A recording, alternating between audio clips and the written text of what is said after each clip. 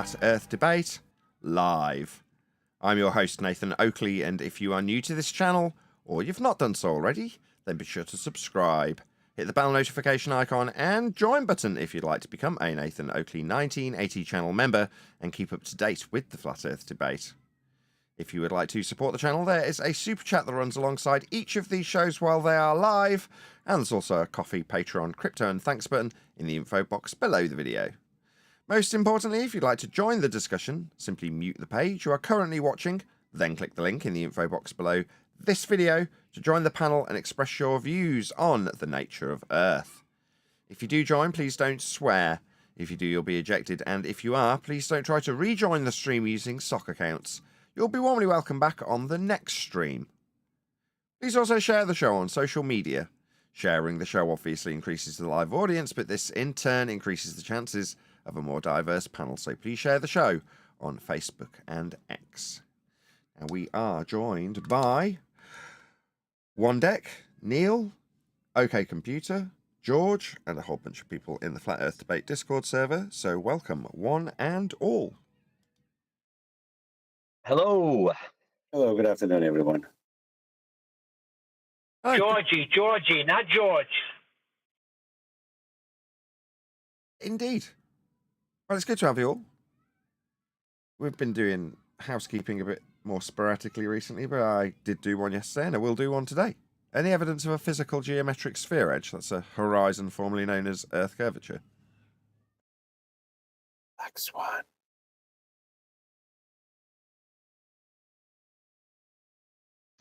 Well, no, there's not actually. And even in the Earth curve calculator, they do sort of show it and describe it as a straight line of sight parallel above surface level. And that's how they work out curvature, which is bizarre if you look at it. Yeah, one of the guys in the comments for, I think it was on the second channel for one of the re-ups of a member-only after show, he's in the comments arguing the toss about Brian's current request for pitch data and saying it'll make no difference. Don't play dictionary games with me. And then he quotes a Merriam-Webster definition that says that level, having no part higher or lower than another, is actually comporting to the curvature of the water on Earth's surface. And I replied with exactly what you just said. No, to have curve deviate from level, you need level for it to deviate from, as per surface level in the Earth curve maths, with eye level parallel with it. It's not wrapped around a sphere. This is fundamentally idiotic.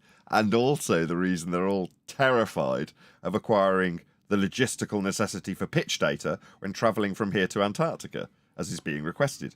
The Globers think there's a neutral outcome attached to this because they've got one Merriam-Webster definition that's a contradiction in terms that's describing a violation of a Euclidean principle.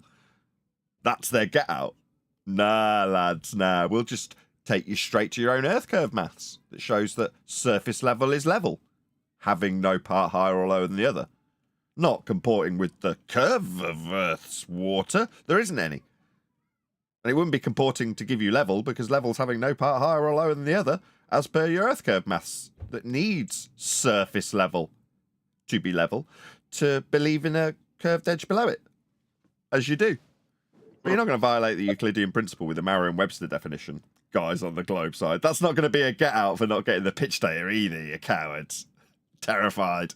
They all know it's flat. That's what we're slowly starting to realise. They brace against that which they know will undermine their sphere belief. It's all very telling.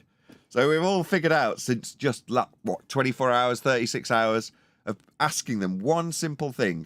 Yeah, validate the logistical need to travel to Antarctica with pitch data. Ah, it's not needed. No, we don't want to give it. I prove nothing. Brian can't read it.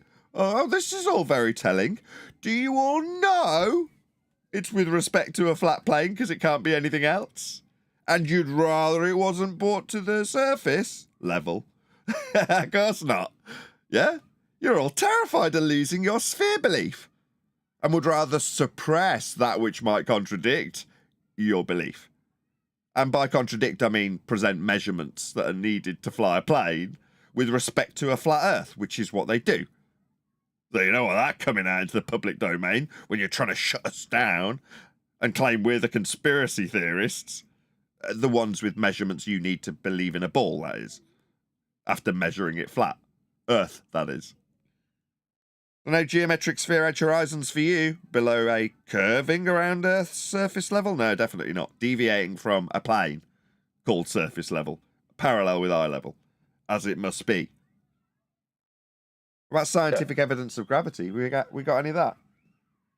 Just before that, though, Nathan, exactly. I mean, they're spending all this money apparently going down to Antarctica to, look at a light in the sky, which they claim could or not prove the shape of the Earth, which is ridiculous. But yet now they've been put forth the idea of gathering some more information of pitch data, which will prove that one way or the other. You think they'd be jumping all over that, wouldn't you? No, they're terrified of it. They're shying away from it They and won't telling be us able it's to not worth read its it salt. anyway.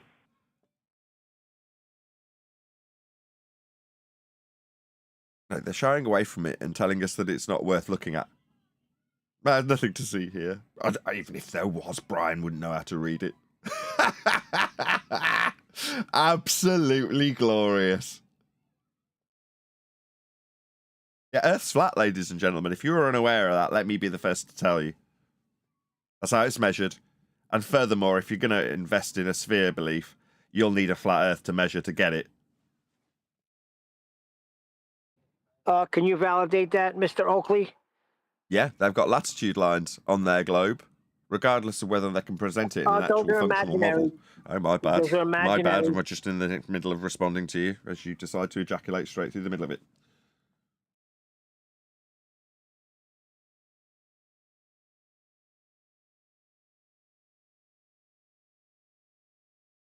I'm waiting. I was talking, and then I got talked straight through the middle of. So now I'm waiting for you, the one who interrupted. Oh, okay. So those are imaginary lines. Those are not real, Nathan. The lines around the globe are not real now. There are no actual lines on the ground. They're called latitude.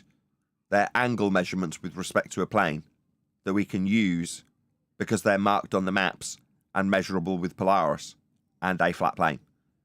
Are there actually circles on the ground? No, absolutely not. Completely arbitrary in that respect because there is no line on the ground. There is a flat Earth measurement with a sextant to Polaris that creates this system that's lines on maps to correspond with positions on the ground. Now, from that perspective, there's only...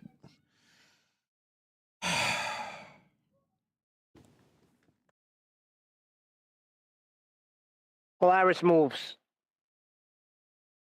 That was what I got interrupted for.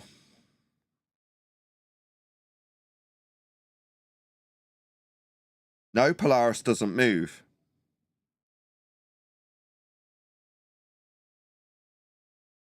You don't have to imitate the fundies that are irritating, Neil.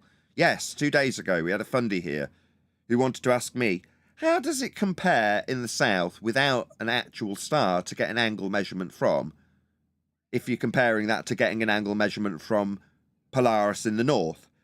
And that angle measurement of Polaris in the north we can't get because Polaris isn't a fixed position. It moves. It's not an angle measurement. It's not with respect to the ground. It's not useful. It's a line that's arbitrarily in the sky, and we wouldn't be measuring it even if it did exist. It has nothing to do with the ground. That was the position a fundamentalist zealot globe believer took. Ask me how to compare an angle measurement that they fundamentally must deny, because the minute they accept it, they accept Earth being measured flat. And while I'm in the middle of an explanation, having you interject with something that a fundy interjected with 2 days ago that was complete nonsense isn't really that helpful, Neil. It's just really irritating, especially in the middle of me talking. Well, you stopped talking. No, I did not. No, neither did the guy on the panel in the pre-show. I'll go on mute. You don't have to go on mute. You don't have to don't do the other extremist thing. It's just preferably, if you've got something to interject with, like a guy 2 days ago suggested that Polaris doesn't move, that can wait till I've done with my explanation. It can. If you think, no, it's really important that I interject this without any context. Polaris doesn't move. Does that mean anything to the audience? Why is Neil saying Polaris doesn't move? This makes no sense. So you've interjected, What the freak? interrupted, Did you now you're not doing hear it what I again said? while I explain, I and didn't now you're doing it freaking again. hear you. Now you're You doing were it again. silent. Now you're doing it again. You stopped and then I didn't spoke. stop. If Didn't it's too stop much then, I of a didn't stop freaking last time, I haven't problem, stopped. Fine. My God. Am I going nuts? Was I literally just explaining what was occurring and Neil just did the exact same thing I'm moaning about in the middle of the live show while I'm explaining how irritating If it you're is? He's bitching just at interrupted it. something Is when he I doing it told right you, now? stop Is he talking. doing it I right did not now? interrupt Is you. he literally doing exactly that right now? Oh my God, Neil.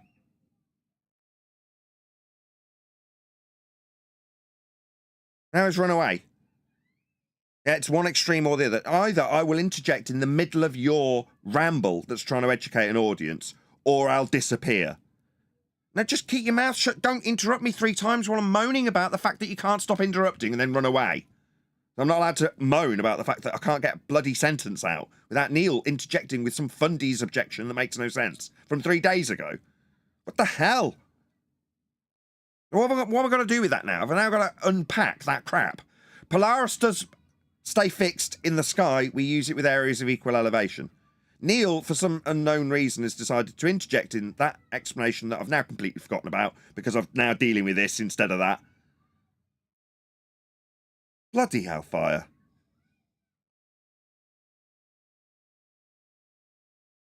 Is anybody going to rescue me from that? Because I don't know what to do now.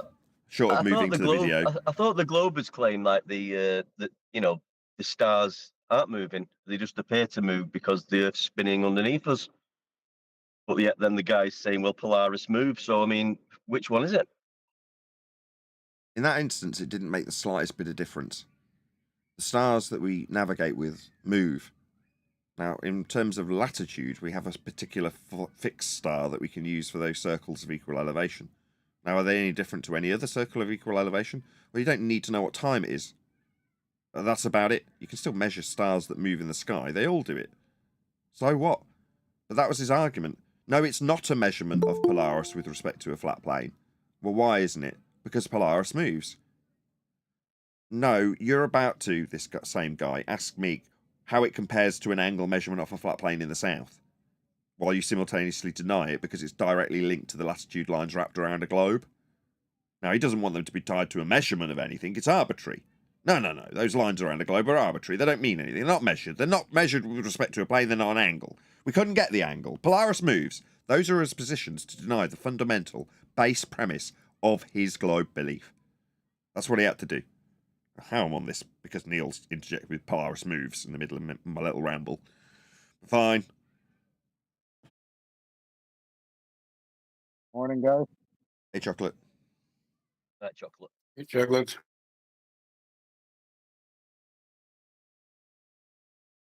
Right, we do actually have a video to cover today.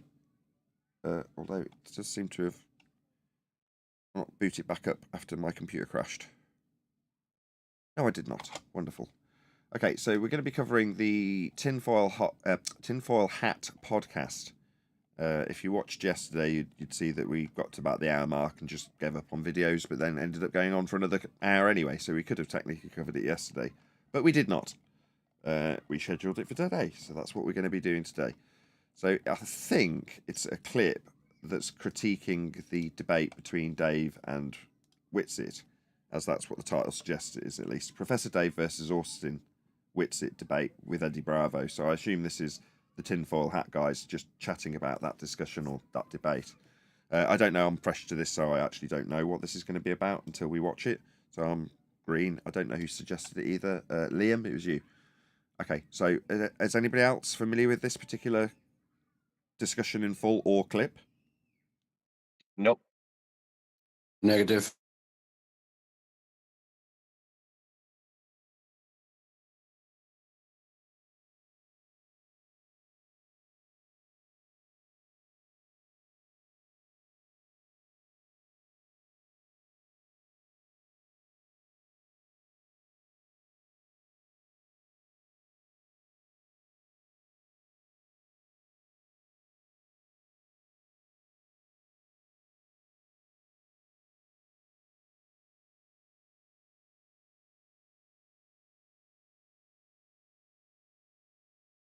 What happened? Check. think Nathan may be trying to find the video, maybe. He said his computer did crash. He might just be having trouble getting it up, maybe. Oh, sorry, I was doing a whole introduction and I was on mute. That's how it goes sometimes. I won't fault QE next time it happens to him, and I have to ring in. Oh, by the way, there's no audio coming out. Okay, well, I'll do all of that again that I just did on mute. So, this is the Tinfoil Hat podcast, and it's them discussing Austin Witit and Professor Dave. So, as is always the case, please let the Tinfoil Hat podcast clips YouTube channel know. It's actually called Tinfoil Hat Clips. No, at Nathan Oakley 1980 sent me. So there's a link to this channel going by in the live stream chat now. If you're a fan of Tinfoil Hat podcast, you'll obviously be a fan of their clips channel, which is, by the looks of things, literally just been launched because it's got only a few hundred subscribers. So I'm sure they'd appreciate this channel being built up. So go and subscribe to them. They're friendlies, so yeah, there's no need for me to preemptively say that you shouldn't be swearing and leaving nasty comments. But just drop them a comment. As you can see, there's the link going by in the live stream chat now. Let them know at Nathan Oakley 1980 sent me and explain that we've reacted to this clip. Or let them know that you subscribed as a result of me sending you them there. Get my tongue around it. So there we go. That's like I say, that's my call to action. Hopefully that's enough time for people to see the clip. I'll see the link to the clip going by in the live stream. Click on it, leave a comment, let them know at Nathan Oakley 1980 sent me, and then come back, as I've done that for a good minute, excluding the bit where I was on mute. Go ahead, whoever that is. One in Discord. Go ahead. No, somebody just came off mute for the sake of it. Anyway, right, we'll do a quick sound check of this, and then we'll actually get into it. But it's interesting times, man. It's interesting times. So did you see the Justin from the Quarterling had the big flat earth debate between Austin and Professor Dave the professor? Did you see that? I heard about it but didn't see it. Okay, so there's the first problem. Professor Dave Explains YouTube channel. That's just the name of a YouTube channel. When you say Dave the Professor, suddenly you've ascribed false valor to a man who is not a professor. I have no issue calling him Professor Dave Explains YouTube channel, because it's just a title for a YouTube channel. Doesn't, in my way of not having to moan about this constantly, my way of justifying it, right? But Dave, he's not a professor. It wasn't a debate between Witit and a professor. I mean, dude, hold on, let me find it really quick. Who was he debating, Professor Dave? I heard the second. I heard the quartering, and then I heard. Yeah. It was Austin Witit, who has been on our show. They got together. Professor Dave. Wow. Who has always been like the anti-flat earther, and I think Witit just annihilated him. Oh wow. Anybody know who this guy is? Top left corner. Is it just me, or does it bring a warm fuzzy feeling when somebody random uses our glossary of terms? He's just an anti-flat earther. Boom. I was just gonna say that. Like, wow, anti-flat earther has gone a little bit wide there, huh? That came from us.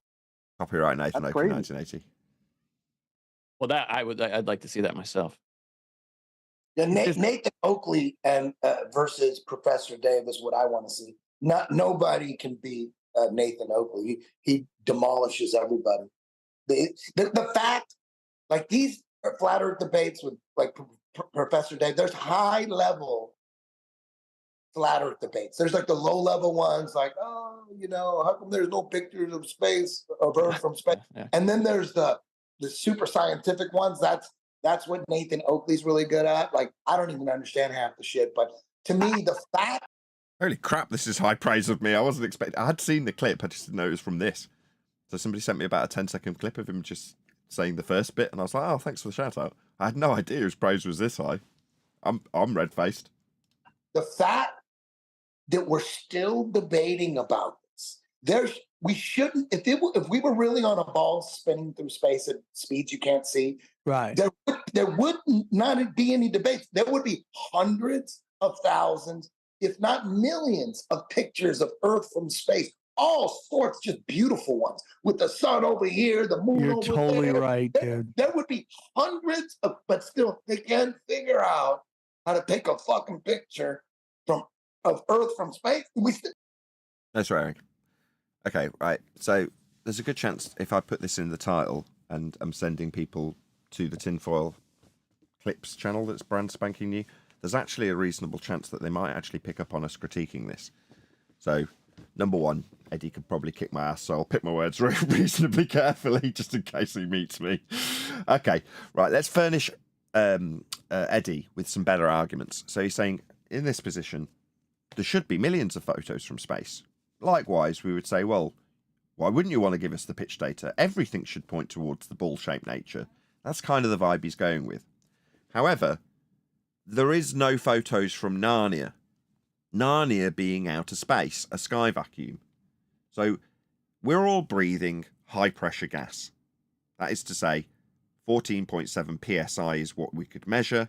If you looked on your pressure gauge forecourt garage, 0 is basically 14.7 psi. So if you read 0 on your tyre, in simplest terms, it's got the same pressure inside and outside of the tyre, right? So 14.7 psi. And then what it's actually showing you on the gauge is the difference between normal, in quote, atmospheric pressure and whatever you pump into the tyre, right? The tyre's the container. It holds the pressure inside the tyre against the rim and the rubber. Yeah? So it's containment. Now, as we all know, over time, a little bit of air will squeak out. You know, it might be that the rim hasn't got the right amount of glue or whatever. Or you get a puncture. You know, nail goes into the tyre and it doesn't immediately deflate, but it very annoyingly deflates over the course of about a week. Because that nail leaves a tiny gap. And what's happening inside the rim and wheel, rubber of the tyre? Well, there's gas particles that are bouncing between the rim and the rubber and the rim and the rubber and the rim. That's all they're doing all day long. But eventually, instead of hitting rubber, there's a hole. And one gas particle escapes through the hole and out into the rest of the gas, leaving your tyre with slightly less pressure. Now that is entropic dispersion, a law of nature, the second law of thermodynamics. It's the description of gas filling a volume. Yeah, if it's available to it, it will eventually fill it. Eventually, no matter how small the hole is, all of the gas with enough time will bounce rubber, rim, hole. With enough time, every single gas particle will eventually come in contact with the hole and leave the tyre. Yeah? Hope that's all clear. With that in mind, in order for us to be breathing gas pressure at 14.7 psi, we must first develop the gas pressure. We need a similar set of circumstances like with the tyre. You can't just have the rim and the air compressor and hold the air compressor up to the rim without a tyre on it and expect pressure to maintain around the rim. You need something to contain the gas pressure. So with that in mind, now let's contrast the heliocentric sky vacuum worldview of a globe, where they suggest that a rock in a massive vacuum developed gas pressure. Well, how did that happen? The very first gas particle comes out of this imaginary Narnian sphere-based world developed from maths from flat earth measurements in the mind's eye of people like Kepler. But in that world that we can imagine we are on, a sphere-shaped world in a vacuum, the first gas particle comes out of the ground and immediately goes into the sky vacuum and never returns. Why? Well, because it's not collided with anything, like a tyre. It just carries on indefinitely. And so does the second gas particle and the third gas particle. They never form pressure. They all disperse into it in line with entropic law. So we'd never have gas to breathe. Ergo, the claim that we are breathing high pressure gas and there is no containment for it, simply an end to the pressurized gas and then a vacuum. Well, that vacuum is where they claim to take these pictures from. Although this has taken a little longer than it necessarily should, I want this argument to be as clear and as concise as possible for Eddie. So that when NASA, pictures from space, journeys to the moon, orbital motion, when any of these subjects that involve the sky vacuum come up, you instantaneously know that any claim from within that region is bunk.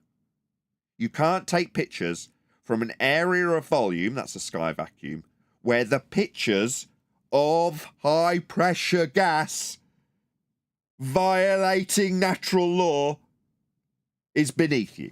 That's to say, you're looking back at high pressure gas not filling the area of volume you're taking the picture from. Direct violation of laws of nature that govern the way gas behaves. It expands into a volume. If the sky was an availability of volume, that's a sky vacuum, where they say they get the pictures from, then we'd all be dead. We'd have never developed gas pressure. You can't have gas pressure without a container. It's required for the gas to press on. Isn't that shocking? You don't have that in a heliocentric bullshit world of spheres in sky vacuums. There's just arbitrary points that they describe where gas isn't at pressure anymore. It gets thinner and thinner and thinner, and then there's the Kármán line. And then you have violations of natural law gas particles that just come back down again. No, they don't do that. They follow in whatever trajectory they have left the ground in, whatever vector, until they collide with something.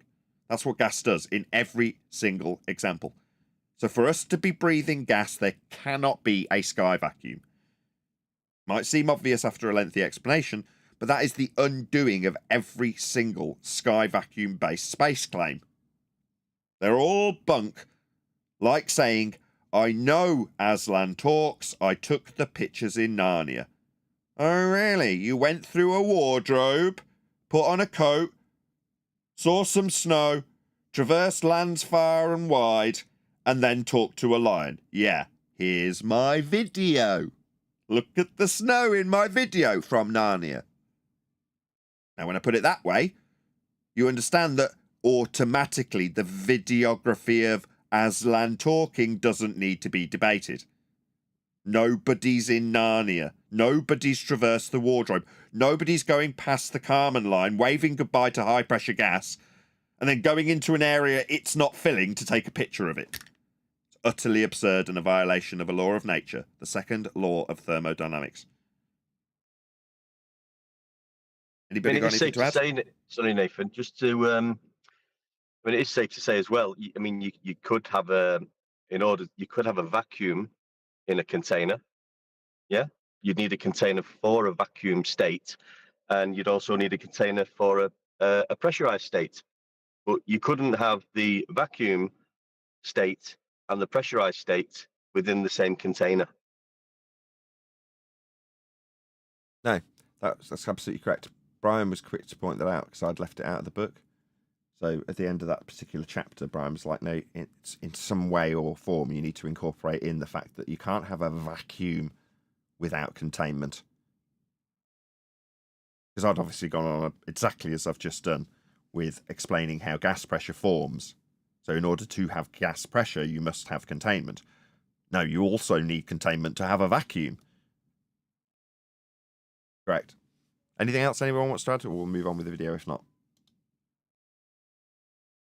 It should be the end of the debate. Yeah, you know I what? agree. There are none. I agree. There are none. So they got to talk about, in the year 800 AD, Eratosthenes he put up a fucking straw in Syria, and then 800 miles away or whatever, 800 kilometers away, another stick, and then they saw the shadows. Earth is a ball. They still bring that up like it was a fact, like there was some dude. And so should you, Eddie. So, what type of measurement is Eratosthenes making? Anybody? Oh, it's an angle. It's an angular measurement. Elevation angle. It's an elevation angle. So, Eratosthenes is the biggest blag ever. What's he measuring? Eddie just described it. A stick and a shadow. It's an angle measurement. What's an angle? Two straight lines meeting at a vertex. You can only measure an elevation angle measurement to the sun, as is being done in the case of Eratosthenes, if you have an horizontal plane to stand on to measure the angle with respect to.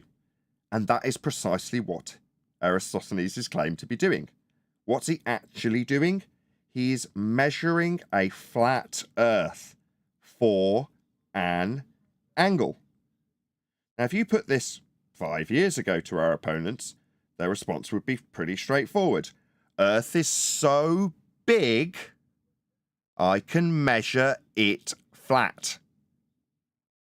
Okay, so if I just take the actual measuring bit then, so by admission of the ballers themselves, we measure Earth flat for Eratosthenes' angle. It can only be flat. Curved lines meeting a straight line at a vertex point is not an angle. It must be flat. Hence the apologetics. Oh, don't worry about the fact we're not measuring it in any way ball-shaped. That's because it's so big, we can, say it one more time, measure Earth flat for this angle that we're using. It's got to be, right? Straight line. So he's measuring Earth flat. It's an elevation angle, an altitude angle measurement to the sun. Let me define what that is, an elevation angle measurement. The angle that this is describing to prove a ball? Definitely not. Altitude angle, sometimes referred to as solar elevation angle, describes how high the sun appears in the sky. The angle is measured between an imaginary line between the observer and the sun and the horizontal plane the observer is standing on. Sustainable by design, altitude angle. Also, what Eratosthenes did, apparently, is using the surface of Earth to get them angles and elevation angles, and he's got the distances between 2 points, and he's got the angle. Then what he has to do, he has to take himself down to the center of the Earth in the middle of a sphere to do some mathematics and division and use the 360 of the sphere to come up with the radius value, when he's not actually took any measurements from the center of the sphere. He's done it all from the surface of Earth in the first place. Flat. Give you one more definition. The solar altitude measures the angle between the central ray from the sun and a horizontal plane contacting the observer. That's eeducation.psu.edu. You need a horizontal plane for this measurement. The blag that this proves a globe? No, the actual measurement requires Earth to be flat. You cannot get this measurement any other way. It's an elevation angle. It's what we've been banging the drum of for 2 years. Yeah, Earth's measured flat. Eratosthenes is measuring it flat. No phone. They're on camels. They're 800 kilometers away, and somehow they stuck us. You guys are still talking. So, 800 kilometers, it isn't. It's stadia. But if it was, like miles, it's a linear distance. It's straight and flat. That's how these distance measurements work. Distance requires a flat plane. Talking about that. Why don't you reproduce that today? I totally agree with that. From before Jesus. You're talking about some shit before Jesus, or maybe around the same time he was alive. You can't. Why don't you just do it again right now? Why aren't there millions of pictures of Earth from space? Why are we talking you're totally right. Who would take those? Are you saying like from satellites or something? Is that what you mean? Or from the space station? Yes, you know what they said? We can't, we got to take composites and we do strips of data. I mean, I've seen videos of them on the space station. You know, they do their live streams. Yeah, but I've seen pictures of Narnia. Definitely. I've got anybody else in Aslan talking in Narnia? Talking about your pictures from the television or from the internet of men in a sky vacuum. Like gods in heaven. Now, you're not there. You're not validating being there. And there is a second law of thermodynamics violation sky vacuum that gas isn't filling. But you think there's people up in Narnia taking pictures of high-pressure gas not filling space. Areas of volume it could be filling. No. But you trust the sky gods to have been there. I mean, they're just men. But to you, they're gods because you trust them implicitly. You've seen video of men in space. No, you have not. You've seen video of men. That's what you've actually seen. If you want to call them that. But no, what I'm saying, but what are you saying that he's saying is what I'll tell you what he's saying. It's like it shouldn't even be an issue. There should be a gazillion pictures. There should be, you know what? There should be. The problem with this position is that what happens if they give you a gazillion pictures? You're going to believe them then because they satisfied that arbitrary number? All of the pictures are fake because they're all taken from a sky vacuum. A second law of thermodynamics violation, area of volume, gas is not filling. The high pressure gas we are breathing would instantaneously fill that volume. That's what it does. Gas fills space. Be more pictures of the actual round Earth than there are women's buttholes on the internet. The space station, the videos, the live streams they do from the space station, you're not even counting that. Like the live streams they do from Narnia of the voice coaching that Aslan has. You know, so he can give good speeches. What about the live streams of the voice coaching that Aslan gets? We're all buying it, right? There's a 24-hour live stream from Narnia. There's snow in it. Yeah? Yeah, it's just your faith in an area that violates natural law that men have lied to you about being in. You're not there. You just trust that they are. No, they're not. They're not in an area looking back at high-pressure gas not filling a volume. That's what it does by way of laws of nature. Now, to believe that the men are up there in a sky vacuum, you've got to be able to deny a law of nature. It is that simple. Gas fills space. Where they're taking these pictures from for you to believe that in a 24-hour feed, what are they filming? Oh, clouds and stuff from the sky? What, clouds and a black area are 10 to minus 17 tall that the clouds at high pressure, it's not strictly, but it's an easy enough visual reference to describe this. They're not dispersing into a vacuum. They're looking back. They can see the black bit. That's a vacuum. And they can see the clouds, right? Representative of the high pressure gas we're all breathing. And what? One isn't going into the other? Straight up second law of thermodynamics violation. But you believe it because you've been there. Of course you haven't. Men you trust claim to be in Narnia. But why don't the people that are pro ball ever use that video that you're talking about? You know why? Because it's so easily debunked. It's a fucking fish. All it is their high altitude airplanes are probably like. So you think they're up there? Okay, all right. No, they're like about 80,000 feet up. They're not in space. They're I see. Okay, so your argument about that is they're not even at the altitude. I guess. Altitude? What, like 30,000 feet, 100,000 feet, 200,000 feet off sea level? That's the problem. Most people don't appreciate that when they start arguing for a ball like this guy in the cap's doing, they start using flat earth measurements to do it. Oh, so you don't believe they're up there? Up? You'll need a flat plane to reference to describe up. You don't have up on a ball. You've got out from the centre of a point that's identical on all edges from that centre point. There is no up on a ball. But you immediately go to what you don't believe they're up there. What, perpendicular to horizontal? Up there. Altitude? What, the description of how high they are from sea level? Yeah, you're going to need a flat plane to start arguing for your ball, but you don't even realise it, do you? Before you've even started presenting your fundamentalist, zealot religious belief in a ball that you're now going to defend and argue for. You've already proven Earth's flat twice.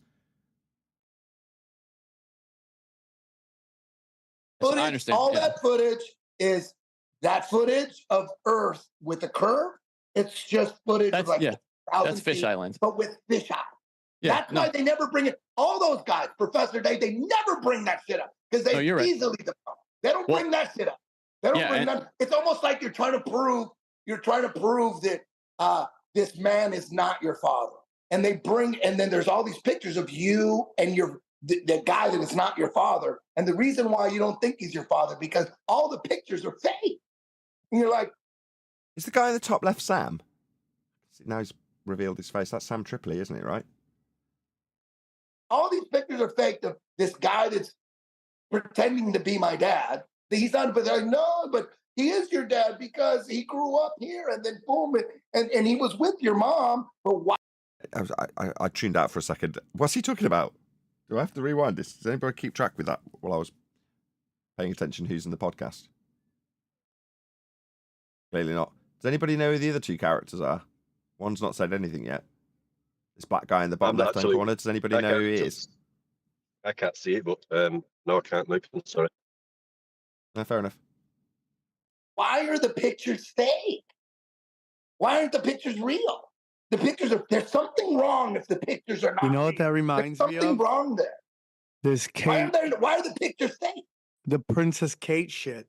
Like, if you're telling me that Princess Kate is just going through and also, well, you're never gonna get everybody to believe in everything, but I do believe if the question gets answered in Joe's head about the Earth being flat and he accepts that it's flat, I think he will care.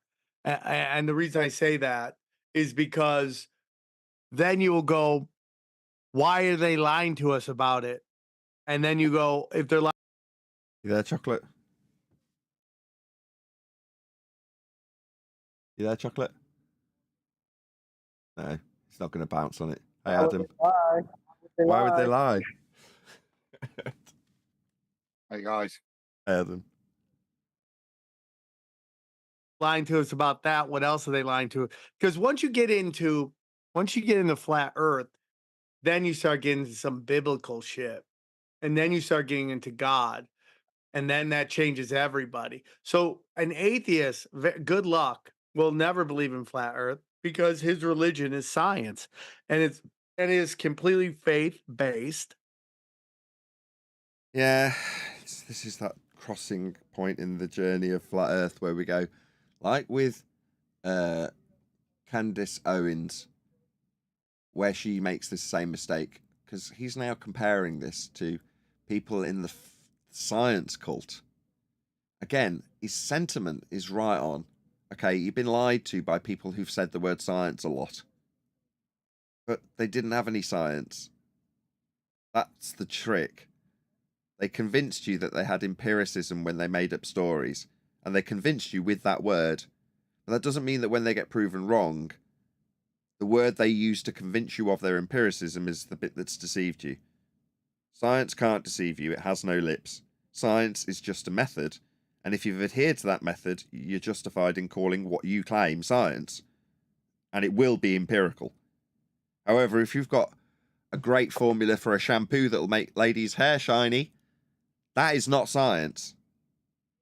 But if you say it's science, here comes the science part, then people will instinctively believe that it's been empirically validated. Now, that makes the people who made the claims of science without having put their actual phenomena that they observed, if they had one at all, through the method of science, it makes them pseudoscientists. That would be people who are claiming science and haven't adhered to the method.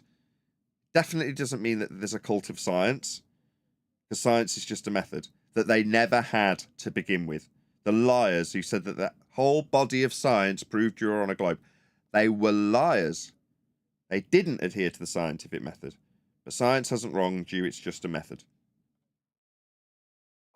On everything. If you listen, 99%. Sorry, go ahead. G+. Yeah, if you listen to the difference between what he's saying and what Candace is saying, or said, that Candace said that science is I guess she said pagan religion.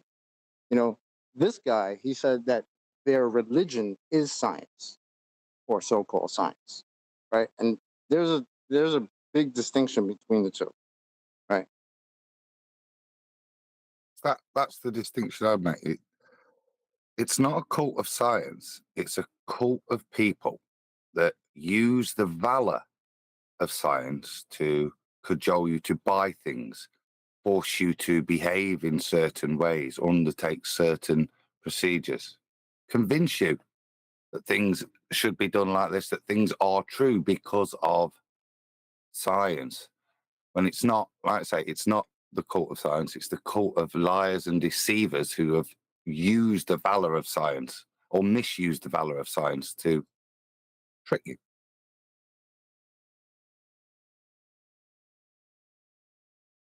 Then, at first I was dismissing the simulation theory because I believe we're in a fucking lake and it's level and we're surrounded by ice. But now I believe in both. I believe They are both can exist together. Not exactly. We're in a fucking machine. We're in an electromagnetic torus field. Are we? I wonder who you've been hanging around with. No, we already know he's close to the people who are peddling ether. So obviously this is what we fear, right? People who are left spouting numpty nonsense that leaves them in a position to be easily ridiculed. Okay, according to what you've just said, we live in a torus field. Show us. That's the end of that. Right? It's not so much. You see, again, it's half truths to paint a non-demonstrable reality. I think we all would recognise we have magnets and compasses, and that there is a magnetic field that we use. And I suppose you may describe that as a torus field. But to invoke it as some kind of causation of something, which is where this is heading, is foolish. All we know is that we have a magnetic field. As for the rest of it, it is conjecture. And to try and claim that the reason we live on a flat plane is because we are the center of two toroidal fields converging, creating a dielectric plane, which is where this is heading, that's the dangerous bit, Eddie. Don't deny magnets, but don't allow somebody to mug you off with the same level of standard that got you to believe you were on a ball.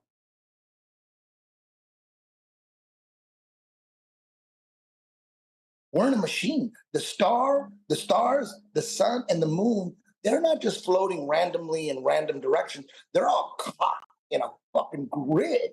And it's all the magnetism is coming from the North Pole. That's why Polaris is right over the North Pole, and that's the only fixed star. All the stars rotate around Polaris, and Polaris happens to be over the center of this. You see, we know we've got magnets.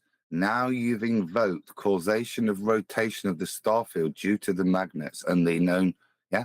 Now you're invoking a drift. But no, there's a toroidal magnetic field. It's not rotating like that, is it?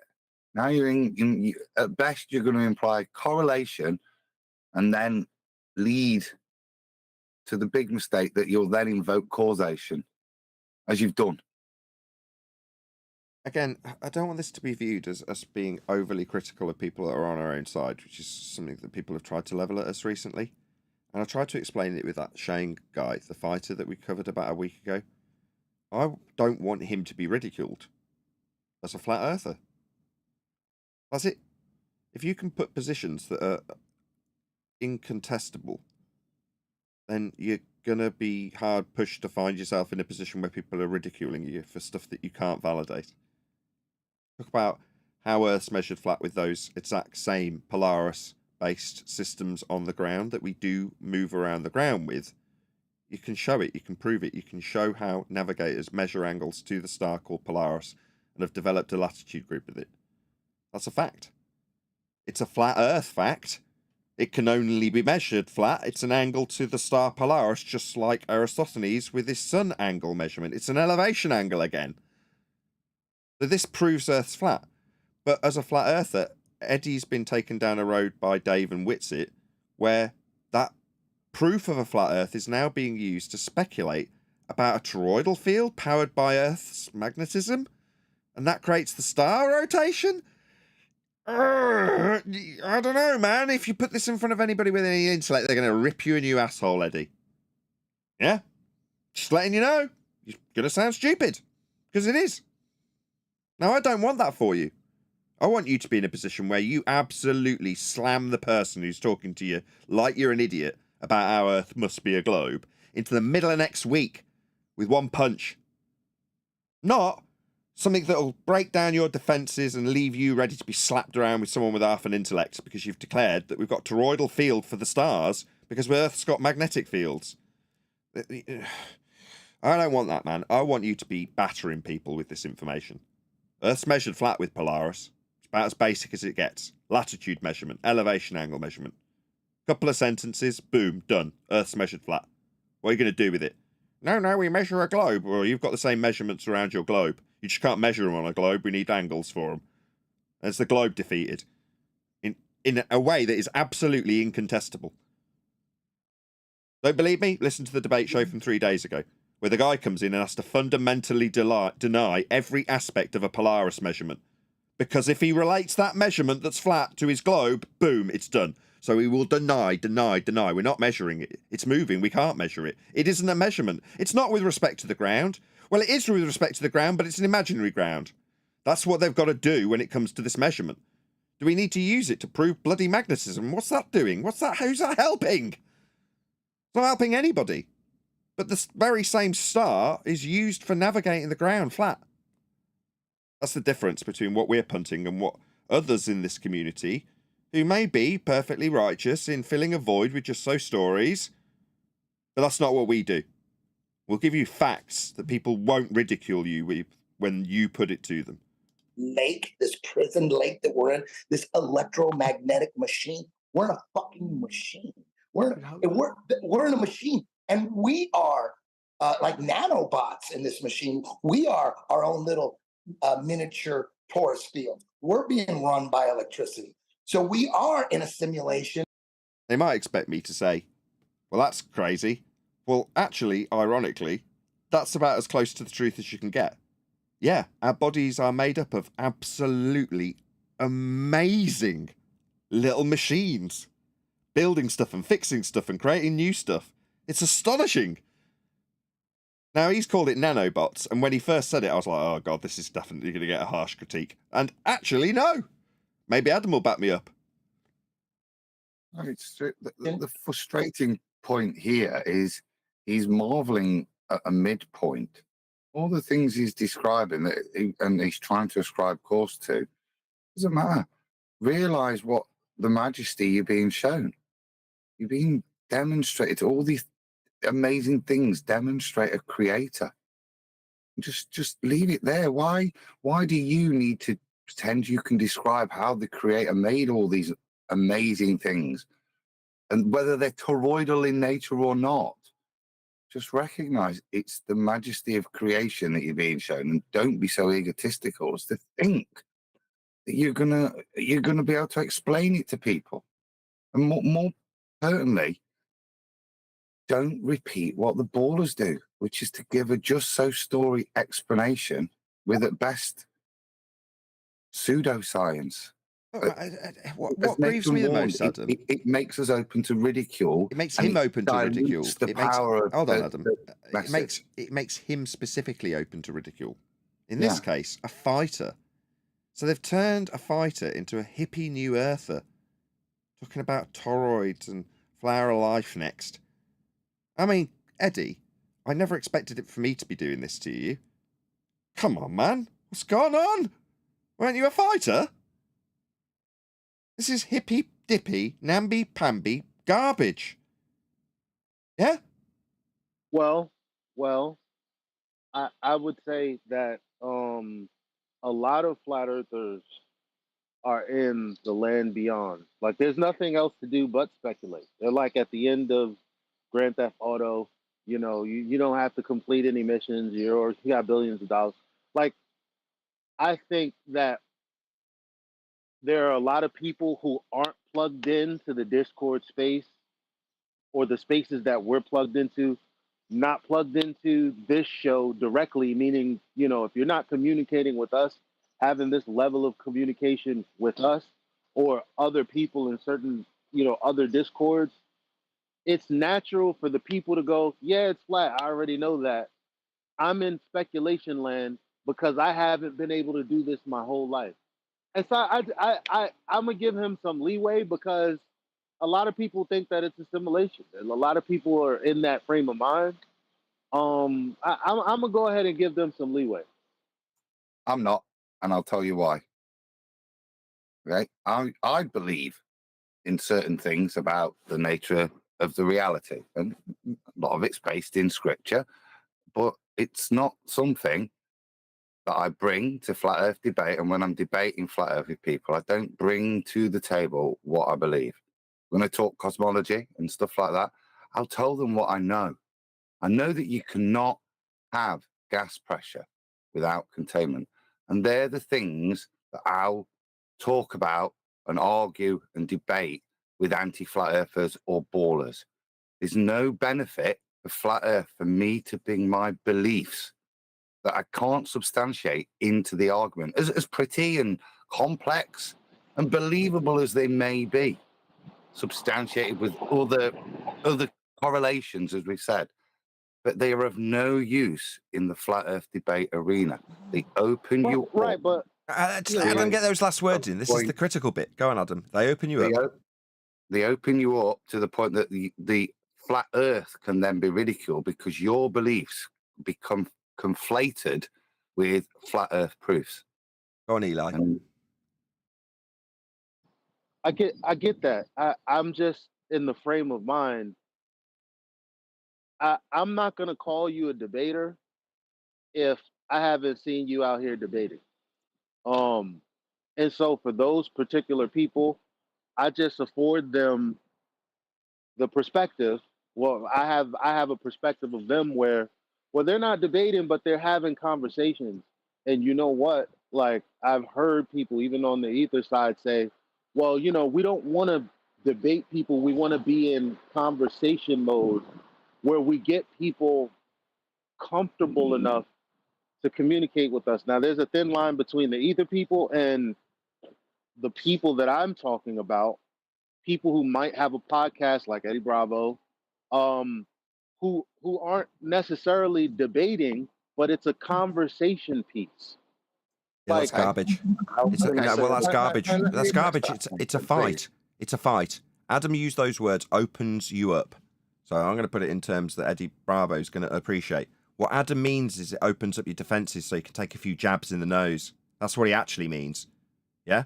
Now, we can water this down, Eli, and suggest that actually when we're in a ring, we've put a little table and we're having a candlelight dinner in the middle of the ring.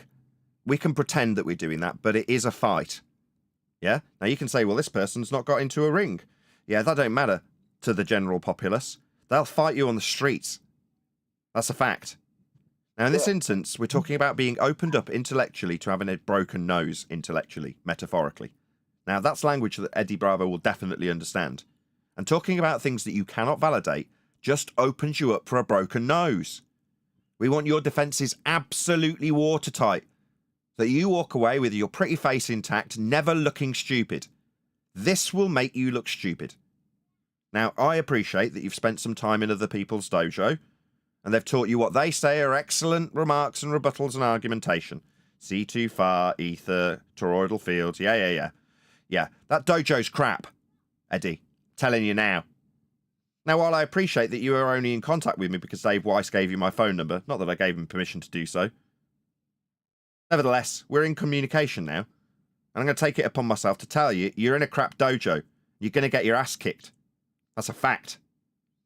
Now, you can do one of two things.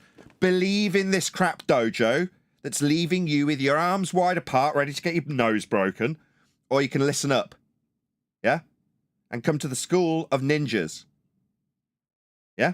That's where we are. This is our dojo, where we leave you in a position where you can break noses when people can't even see you moving. No one's going to get a hit on you if you use these arguments. You talk about how Earth's measured. I assure you, that measurement will be required by your opponent. It will be undeniable. Now, what might be the case is they might deny their own bleeding measurement at that point, but then you're winning, and they're smashing themselves in the face. You don't even have to hit them. They'll do it themselves. At this dojo, that's right. Our fighting skill is so good that we can mystify our opponent into beating his own face in. Like with the opponent a couple of days ago, denying the very base premise of his own globe that he believes in. Any measurement that's associated with that globe he would deny quite happily. And have me point out that, so you are denying your own globe then? Yes, I am, because if I accept this measurement, I'm accepting Earth's measured flat. That's what we offer. Now, some might turn around and call me a scammer because I point out how crap a dojo is. Well, all I see is a line of people walking away from the ring after being trained at that dojo with broken noses. That's all I see coming out of the ring. All right. Yeah. I think with this one, I'm kind of with Eli. I was kind of thinking towards those lines because, Wait. yeah, you go ahead. Go on, Eli, then Chocolate. I'm sorry, Chocolate, because what you said there, Nathan, is exactly what I felt was missing. So it wasn't that what I was saying was wrong. It's that, like, well, you've now placed Eddie Bravo in the position to actually hear what you're saying. Because we don't want to hear, we don't, like, you don't want to, like, plug into a podcast or whatever it is, and they're like, oh, this is crap. What are you doing?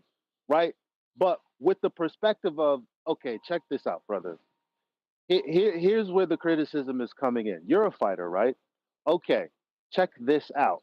The things that you're saying, whether you believe you're in the ring or not, they're gonna get your a-hole handed to you, and this is why XYZ. This is why we're telling you this, because we actually care. We actually want you to win. I just think we can always do better at saying that first. So you said that. I'm good with that. That's great. Yeah, what I was going to add is that, number one, I think Eddie is smart enough to know the difference, right? Because remember how he started this podcast. He told his people's there's levels to this, right? There's like the crappy debates, and then in his words, the super scientific debates, right? Which he threw you under, right? Now, I understand that you want him to come to this dojo and learn the ninjutsu and stuff, but right now he's not using ninjutsu because he's not debating. He's just talking to his boys about what he believes, and that's why I don't disparage him too much. Going into the toroidal and the ether and all that, you know, people want to have discussions, and we can't really just regulate everything. Are you having me on?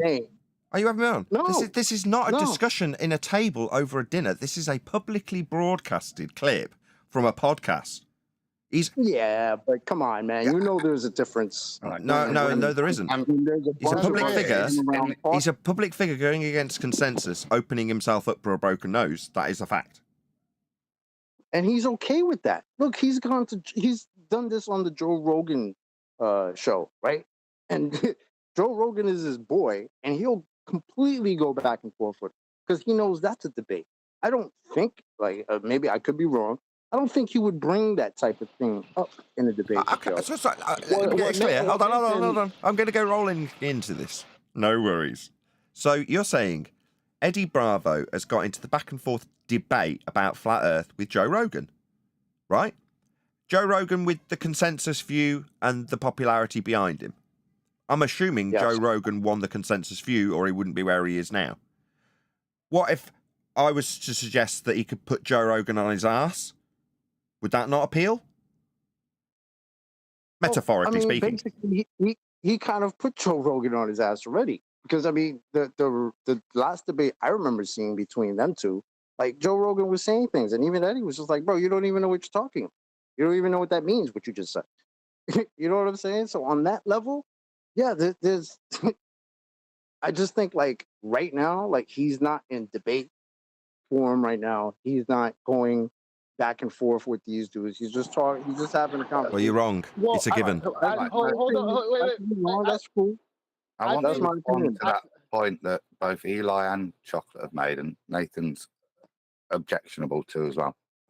Okay, let's not call it a debate, but every time in these lovely discussions that we're having, we're asking, could Eddie point out in a very polite way that this Ethereum stuff has got nothing to do with flat Earth, and that we may want to discuss it as a belief system, as a separate function, but it has nothing to do with flat Earth and how we know the Earth is flat. Yeah, I agree with that. So again, I think what me and Chocolate are saying, I think what we're saying is in the right place. It's just when Nathan says what he says, to me it sounds like good advice, because if retrospectively I would take that advice back then if I could, because I think as a flat earther, I'm just going to my friends and family and saying, oh, well, I don't think the moon landing happened. And I'm about to get my A handed to me. And I don't even know it. So it's good for Nathan to say, hey, you think you aren't in the arena? No, well, wait till you tell a crowd of people or your friends you're a flat earther, see what happens. Or have a casual conversation on your public platform and say something that's silly and see what happens. So it's more like a fair warning, like, listen, we've been there, we've done that. Here's a better alternative before you go down that road. Here we go. Here's an analogy. Look, right, you've spent some time watching the professional wrestling now. Yeah?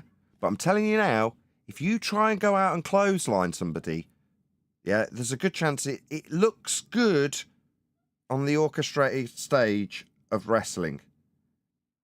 And I'm not talking about proper wrestling. I'm talking about WWE or wherever they now call it. Used to be WWF. You know, the fake wrestling.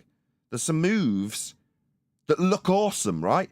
And sound amazing when you describe them. But are they actually practically usable? No, they require complete cooperation from the person that you're doing them to make it look amazing. So, if I point out that you've watched this and are now almost pretending that that is a good fighting style, that's how you're coming across. Now, that will just lead you getting a broken nose when someone else who sees straight through it goes, okay, so you're saying the toroidal field creates the turn of the stars? Okay. How? Why? Prove it.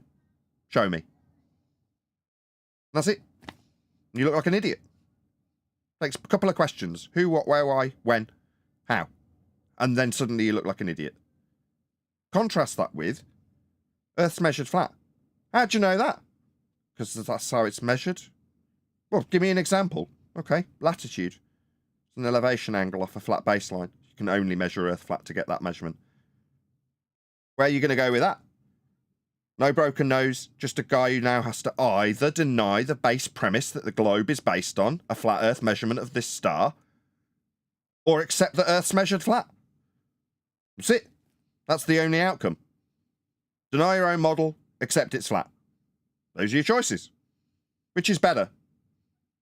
Meanwhile, spinning reverse haymaker.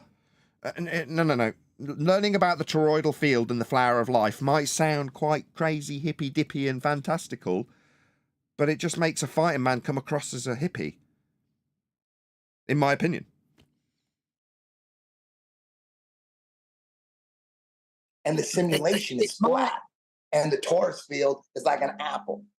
And that's what I believe. And so you believe we live in a torus field? There's this one video. I forget who showed it to me, and maybe you know about this video. And I don't know. I don't know shit. I'm just making assumptions based on what I see. I could be totally wrong. You know what I mean? But I know if we're on a ball. Pause. See what's happened, right? You live in a torus field, and now you've had to just go and say, I'm making shit up. Now, you said it nice, Eddie, but if actually you're trying to portray flat Earth, you're not, and you just now admitted to whoever you're talking to, not even debating, that you just make shit up. And then even the good stuff, is that made up as well now? Stuff that you can prove.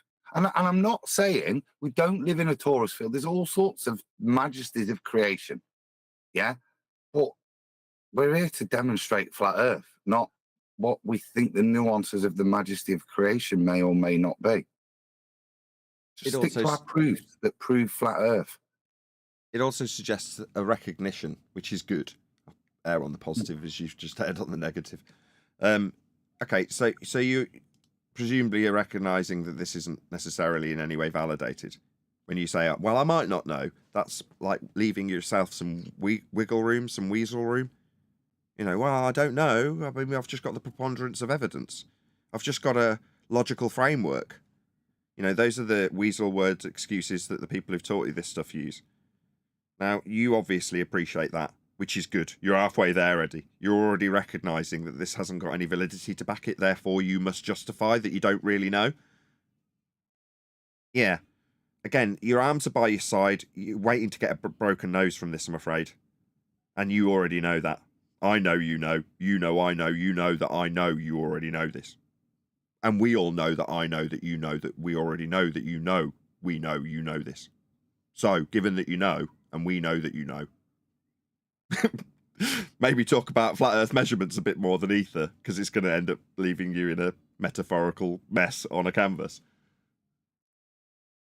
100 miles in the ocean, you shouldn't be able to see anything. And this is why I'm not being critical. I do know that he did say at the beginning that he didn't know the intricate details.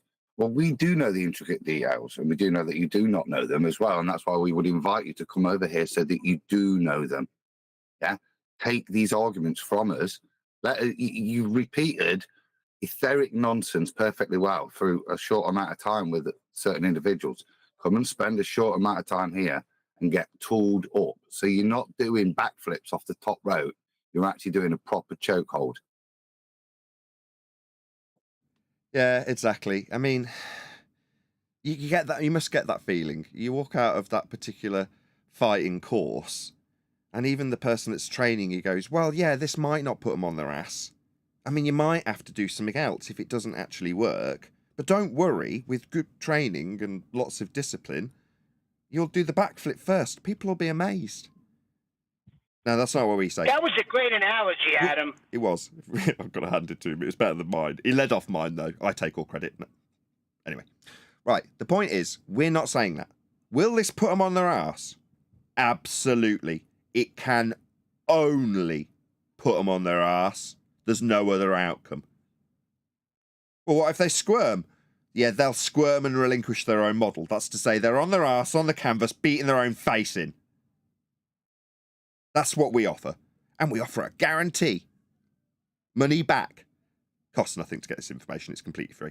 No consultation required. Anything 100 miles, there should be a 6,000-foot curvature, a wall of water. Should there be? There's another broken nose coming your way. We're sparring now, Eddie, and I'm the one giving it you. We should see Earth curve in the way, Eddie. What are you, a baller?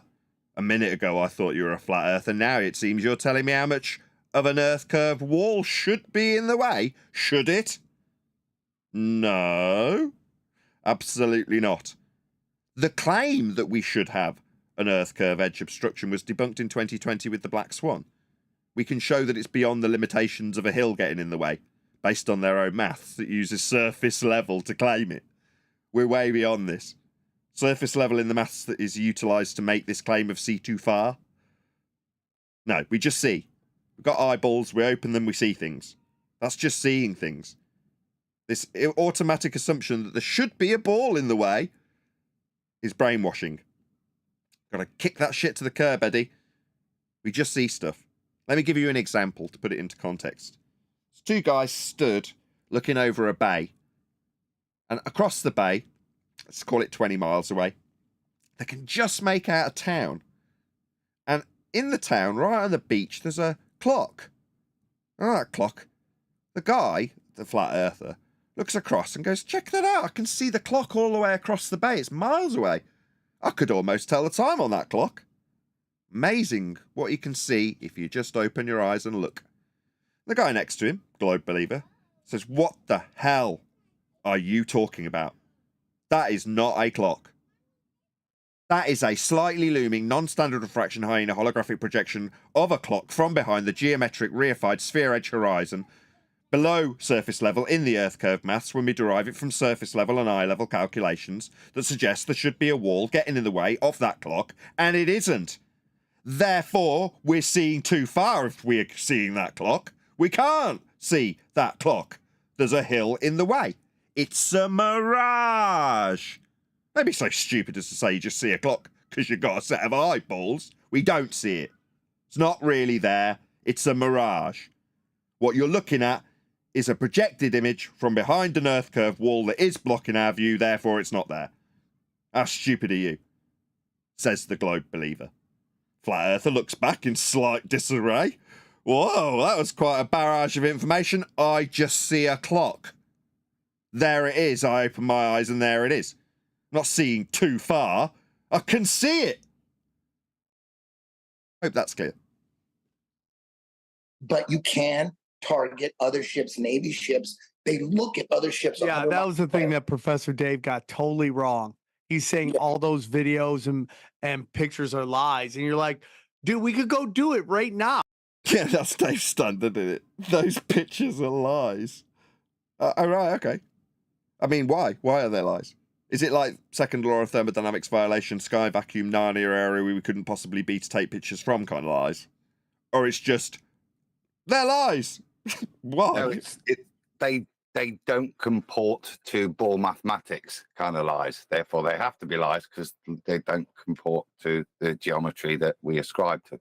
What, the geometry that measures Earth flat at surface level and derives a geometric horizon below surface level when you get the calculations of the difference from eye level at altitude with surface level that is flat? Those mathematics, when those mathematics that use a flat Earth to derive them don't match with photography, then the photography that doesn't match with flat Earth originating globe Earth calculations, then the images are fake. Is that what you're telling me? Yes, because you've used those flat Earth measurements to calculate a hill that will know and then provide excuses to why the hill will no longer be obstructing your view. Those ones, yeah.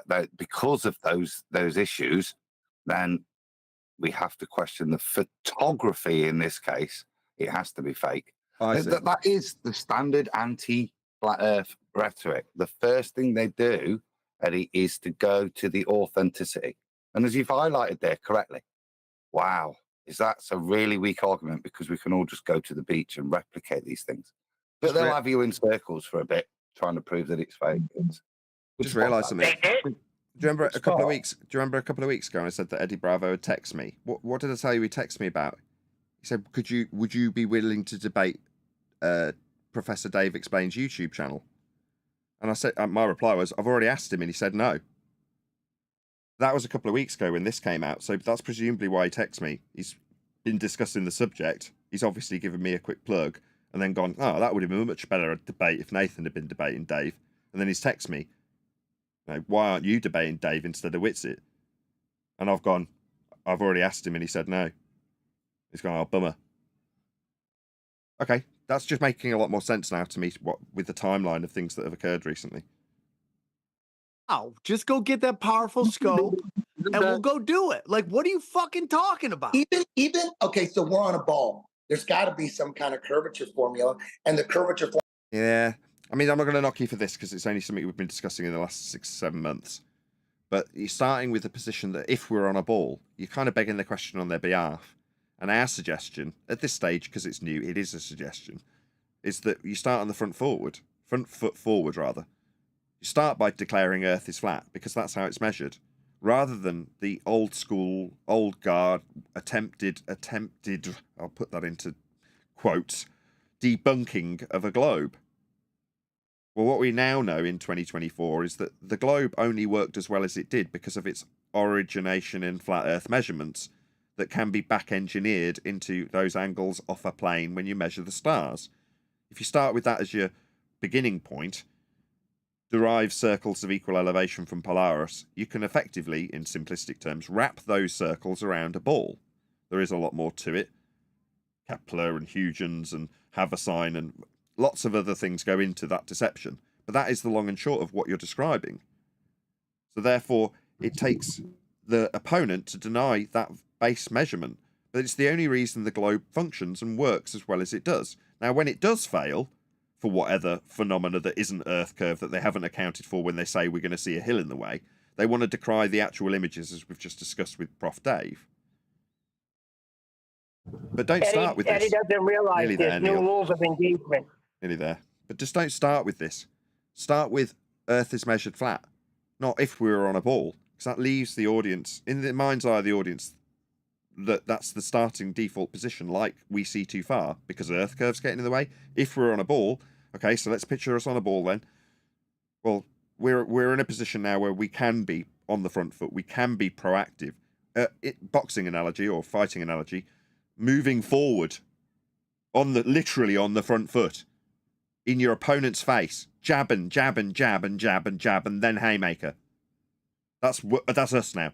Not stepping back, going, if I take a punch in the face from this opponent, better step back. Better deal with how his punch is coming towards me. Put up my defensive stance to deal with on this guy's behalf. He hasn't punched you yet. Why are you talking about how you're going to block his punch? He hasn't thrown one yet. So if we're on a ball, it's you preemptively blocking a punch that hasn't come. Formula that the flat Earth movement is on is 8 inches. Sorry, go ahead. You guys might hate me today, but I have to say it, right? That statement obviously is not something that would come from me having conversations with Globers or anti-flat earthers or whatever, right? But that statement itself is a bridge that normies have to cross at some point.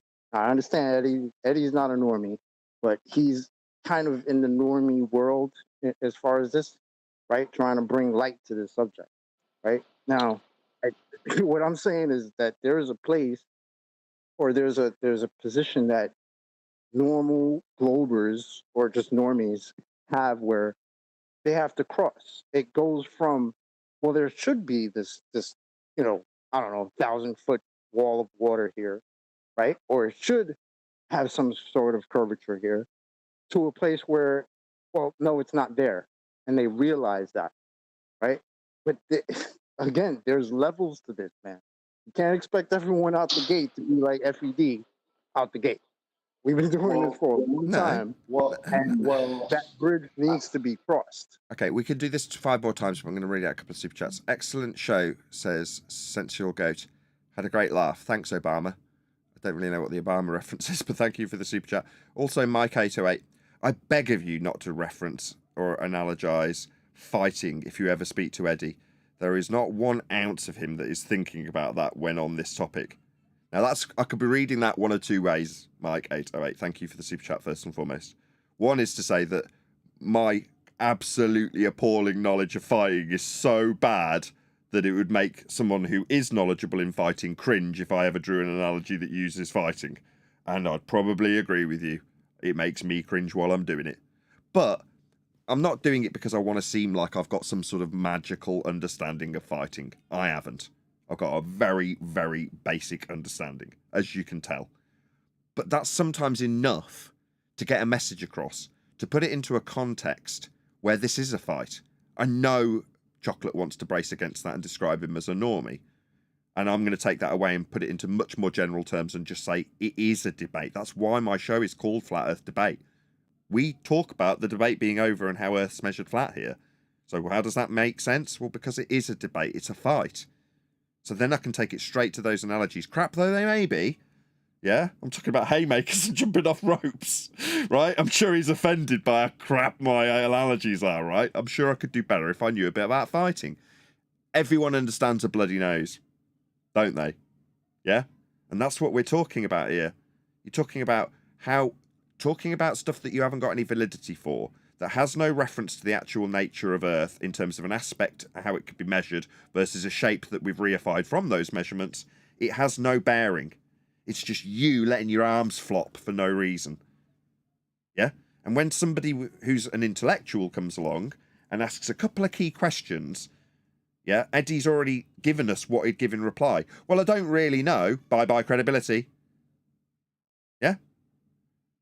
That's a bloody nose, as far as I'm concerned. I don't want Eddie to have a bloody nose. No one wants to see that. We're a bit more Bruce Lee here, yeah? Because we're trying to teach him the art of fighting without fighting, yeah? We don't need to fight.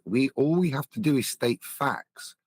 And as we stated earlier, the opponent then has to fight themselves. They have to give up certain things to argue, yeah? The fighting's been done by us over 10 years. We're not critiquing, we're offering something to help him not have to fight. Make certain statements, these front foot ones, and the opponent will beat themselves. You don't have to fight. He's got to fight natural law. He's got to fight his own model. He's got to deny his own eyes. See, that's what you get from the super chat when you've got a really good dedicated audience, someone who can make a good boxing analogy. Thank you very much, Misfit, for the super chat first and foremost, but for the sentiment, which is better than mine. In terms of boxing, come out swinging like Tyson, that it's measured flat versus dancing around like Mayweather with globe apologies.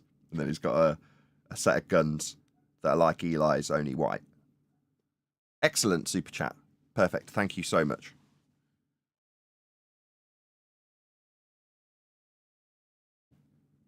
Coolio. Right, should we plod our way through the video? We've not got much left. It was only about a 10-minute clip.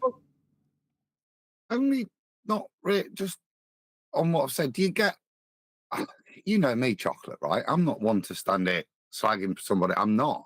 It's an appeal, this, yeah? This is a direct appeal. And any critique you're hearing is, no, use this tool, yeah? And don't use that.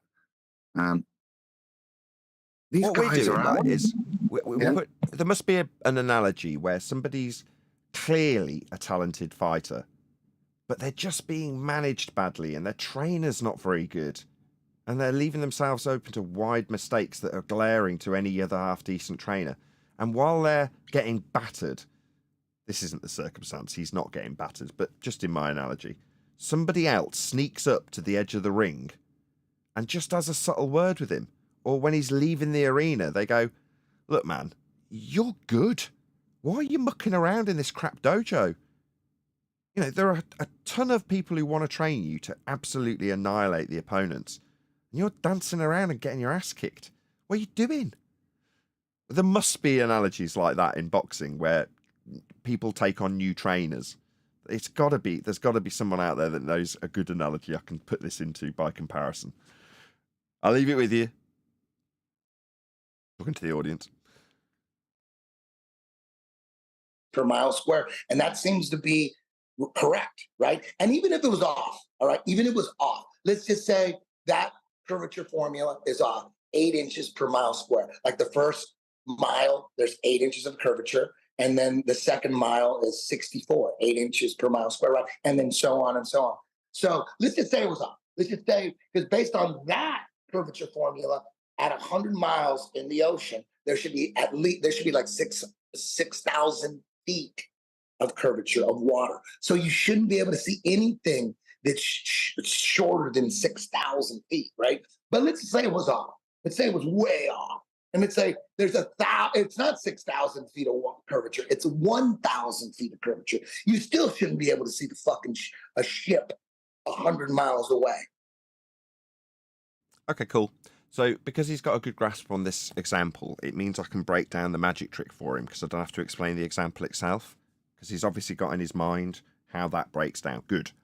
So when Eddie's gone through the idea that, let's say there's a mountain that's 7,000 feet, and according to the formula, there should be 6,000 feet obscured of this mountain, leaving the tip. And by coincidence, there's 1,000 foot of snow on the top of this mountain in my example. How coincidentally fortunate for my example. So we can only see the snow according to the curve formula. Okay, let's break that down. In that example, the mountain is being given in feet. So what are we describing? We're describing how many feet can't be seen. Now let me put this to you a different way. If that same mountain, that in this example with Earth curve being claimed to be blocking the mountain at a tune of 6,000 feet, if that mountain was, instead of, let's say, 20 miles away, or 30 miles or 40 miles, let's say it's 1,000 miles away. Okay. How many feet and inches are the mountain now? Anybody? It's a 7,000 foot mountain at 30 or 40 miles. How many feet is it at 1,000 miles? Anybody? 7,000.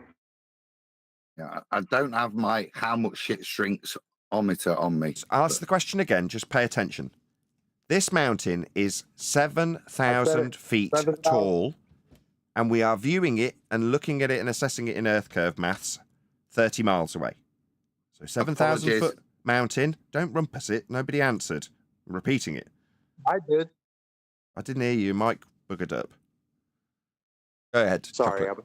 I'm driving a very loud. No, report say that again. that's How high is the mountain, Chocolate? At 1,000 miles away. 7,000. So it hasn't. Hold on. It's 1,000 miles away now. You're telling me it's still 7,000 feet high? Yes, Yeah. sir. No, that Because can't be of the right. word I missed. No, that can't be right. Surely it's changed its size because it's further away, right? That's because of the word I missed. The word I missed was Earth curve maths. How far away is it in Earth curve maths? I thought you meant in reality, which is why I said I haven't got No. my. Eddie dictionary Bravo's from gone me. through an example that's explaining how many feet and inches should be missing from a building when it's obscured by a certain bulge of Earth curve, the wall, the hill that gets in the way in the maths. And I'm saying, okay, how does this magic trick work? Right. Well, the value in the maths is feet in this example, 7,000 foot mountain. Now, that value doesn't change at any distance. So the maths that asserts that the mountain is only disappearing because there's a hill getting in the way doesn't account for the fact that the further away from the hill you are, the smaller the hill becomes. Things get smaller into the distance. That's perspective. But that effect is called Earth curve. How does that work? Well, you keep the value of the item that you're obscuring the same size at all distances. So if you can give it in feet or meters, it doesn't matter if the mountain is 5,000 miles away or 5 million miles away. There's only one cause of it disappearing. Earth curve's in the way. In a perspective view, where perspective is not in any way capable of being accounted for, their maths takes place in a world of orthographic representation. You see the side of your own head and the target at the same time. So therefore, the line between the two can have any number you like put on it. 1 million miles, 5 million miles, 500 million miles. Doesn't matter. The mountain's still 7,000 feet. Now, in reality, when you look at something in the distance, hashtag shit shrinks.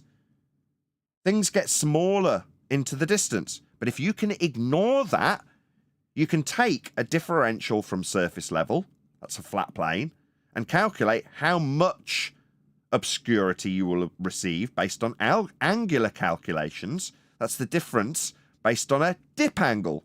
The difference between eye level and surface level when you raise up in height. That's what they use to calculate a point below surface level to suggest that when you move into the distance or raise in altitude, you'll increase or decrease your field of view. Oh, my bad, you'll have more or less Earth curve in the way. That's how the trick works. Exclude perspective and call it Earth curve. That's how it works. So long as Eddie understands how this argument takes place, with the mountain being a fixed value in feet or meters, he can appreciate that when they make, here's put it a different way, when they ask a flat earther, Globers, why can't I see New York from Ireland? Well, because it's too small to see. No, because Earth curve's in the way. If it wasn't for Earth curve in the way, we'd see forever. Yeah, that mentality has come from the hijacking of perspective. In their mind, if Earth curve weren't in the way, you'd see New York from Ireland. Well, never mind the fact that it'd be miles too small to see. You'd see it because there wouldn't be any Earth curve blocking your view of it. That's what happens when you hijack perspective. You draw out a view that shows New York on the left, Ireland on the right. You write 6,000 miles between the two, or whatever it is. And you say, I can see it. Look, there's a straight line between the two of them. I can see it. Now, if I bend that line, I can't see it. Therefore, Earth curve's the reason I can't see New York from Ireland. No, it isn't. It's too small to see. It's called perspective. But the values of the buildings in New York will be behind Earth curve. This 100-foot building has got how many thousand feet of Earth curve blocking your view of it? No, it's just too small to see. And in order to claim there's Earth curve blocking your view of it, you need to calculate your differential from surface level. You need a flat Earth to measure to make those maths work. So let's start on the front foot. Let's eradicate that entire garbage nonsense that didn't prove flat Earth to anyone and probably confused everyone beyond Eddie's pay grade in terms of an understanding of how Earth curve maths fails. With feet and inches values that aren't being blocked or are being blocked, who cares? We're describing things that don't change with their value in distance terms, aka perspective. Now let's eradicate all of that. Let's chuck it all under the bus because none of it's necessary. We've been doing it for 10 years. How's Earth actually measured? Well, I mean, we could use the Earth curve maths. Where's the measurement? Well, the measurement's of surface level. Oh, really? What are we measuring it with? Well, we're measuring the difference of the parallel eye level at altitude. Okay, so we're measuring the difference of eye level and surface level. That's what we're measuring? Yep. Okay, well, if we measure Earth flat and calculate the difference of how flat that Earth is versus how it looks at altitude, if we can calculate a parallel plane with it at eye level, then I can say we've got this much Earth curve in the way.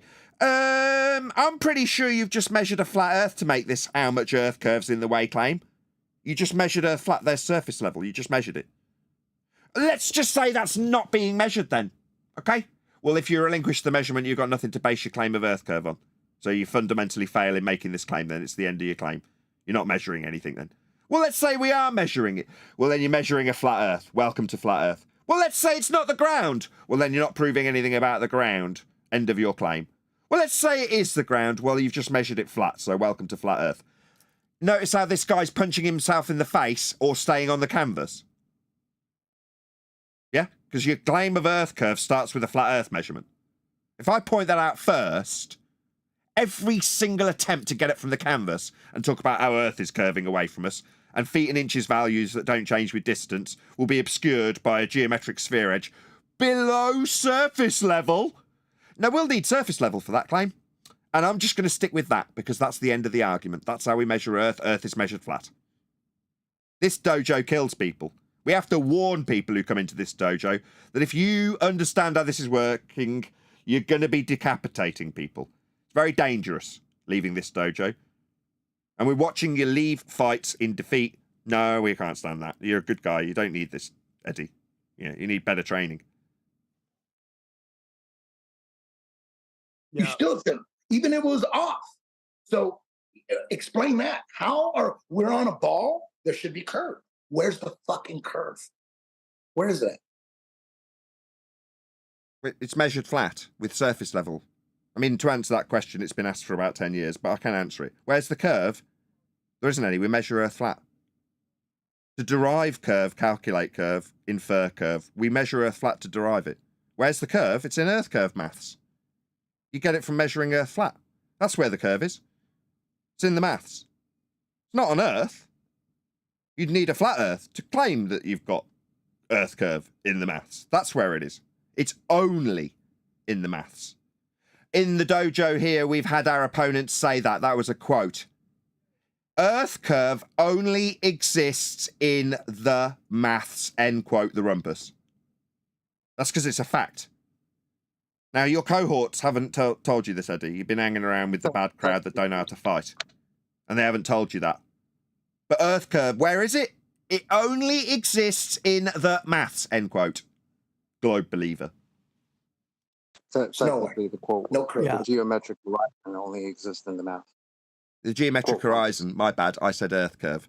The geometric horizon is Earth curve. The geometric horizon only exists in the maths, end quote. Sorry, I hate getting people's quotes wrong because I get so stroppy when people do it to me.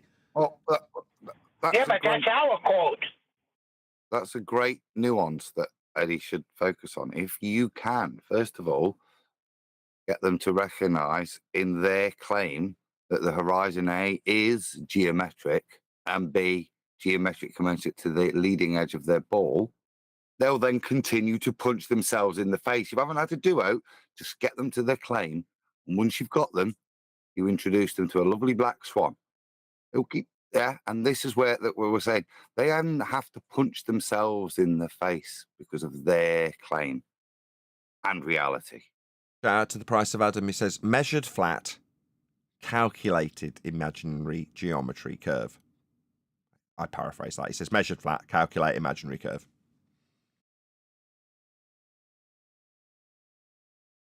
I mean, he just nailed him. Austin Witit nailed him on that. And he just didn't have an answer. So he just got queenie with him. Yeah. And, you know, it's just like with these guys, the biggest thing I got to tell most flat earthers when they debate is you can't get emotional. That's how they get you every time. You get overly emotional and you just start being erratic. You just got to stay chill. Because I personally think you have the facts on your side. That's just my personal opinion. But and this is something I wish would happen. I wish a flat Earth guy and a science, modern science based person would just notice the hesitation while that garbage spewed out of him. A modern science based person, what, like a scientist? That would be somebody who ascertains the cause of a naturally occurring phenomena by formulating a scientific prediction, otherwise known as a hypothesis, and then actualizing that hypothesis in the form of an experiment with a validated alternative hypothesis outcome. A person who does that, you'd like to see one of them against a flat earther, would you? No, that's not what you mean, is it? You mean you'd like to see one of your priests who calls himself a scientist and talks about globe Earth against one of us? Somebody in high esteem who comes up with just so stories and calls himself a scientist. One of them. Like maybe a science communicator. Yeah? I mean, we've debated those. We do it quite frequently. There's plenty of clips you can go and listen to of science communicators coming to the channel. Yeah? And self-confessed scientists. Often claiming to be actual professors with accreditation from Tobago. I mean, nevertheless, we've had them. Did you think they won? Did it matter what their qualifications were? I mean, an actual scientist isn't what we're talking about anymore. Someone who adheres to the scientific method and employs cause and effect reasoning with hypothesis construction and actual experimentation to form theory. That isn't what we're talking about when you say you want to see a science-type person debate a flat earther. You know what science is? just agree on something like, okay, let's go do this. And if this goes my way, then, Earth's flat. And if this, like a experiment, they both can agree on if. Right, experiment. Dum-dum. What you've just described is called a false dichotomy. You can agree on this being an outcome, I can agree on that being an outcome, and then we go down, we suppose what might happen and see if it does or not, and then one or other side wins. You think that's an experiment? Oh, you're as dumb as Pastor Duffy, aren't you? That's not an experiment, my friend. An experiment is the assertion of cause and effect through systematic experimentation based on hypotheses. It's a hypothesis actualization. That's what an experiment is. I don't know what in La La Land you think an experiment is, but this isn't that. Yeah? Well, I've got an explanation. Let's go and have a look at something. See if it does something or not. Crap standard. Let's explain it again. Science is a method. Step 1, observe natural phenomena. Step 2, formulate hypothesis. Step 3, actualize your hypothesis. Step 4, formulate theory. Step 1, observe something happening. I wonder why that happened after you see a phenomena in nature. Step 2, suppose a cause of the phenomena you observed in nature. I think if I vary this, I'll cause the phenomena. That's a hypothesis, an if and then statement yet to be validated. Comes with a null. The antithesis of your statement. If A, not B. I think if I vary this, it won't happen. That's a hypothesis, step 2. Step 3, vary your supposed cause and see if it causes the effect. That's an experiment. Variation of suppositional influencer to see if it causes the dependent variable, otherwise known as naturally occurring phenomena. That's an experiment.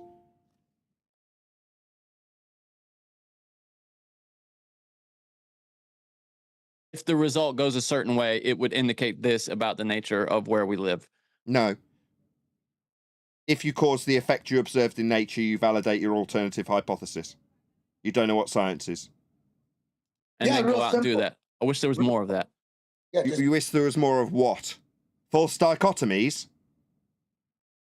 good because you can't really rely on curvature measurements on land. We got mountains. We got. There isn't any. There isn't any curvature measurement on land or sea. There is no curvature measurement. Curvature measurement doesn't exist. Curvature calculations derived from flat plane measurements only exist in Earth curve maths. Valleys, Yeah, it's, the it's too land is complicated. Yeah. but on the water, it should be fucking precise. In the water, in the ocean, if we're on a fucking ball, there shouldn't be any fucking valleys and mountains in the ocean. That shit should be a fucking ball, and that's where you should find the curvature. You need to figure out what the, if you don't think it's 8 miles. No, the surface of the ocean is measured as a plane also. You know, the depths are with respect to sea level. In other words, you've got a value that's below it. But the 0 point, the reference, is flat everywhere. Doesn't matter if you draw a line in Google Earth Pro for an elevation profile and start at one side of the world that's known and put the point on the other side, and you've got a massive amount of ocean in between.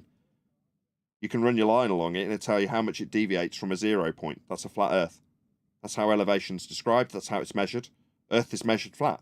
To describe how deep those oceans are, and how deep those oceans are will vary, is with respect to a horizontal plane of reference. That's the only way you can describe it. It's a flat Earth proof.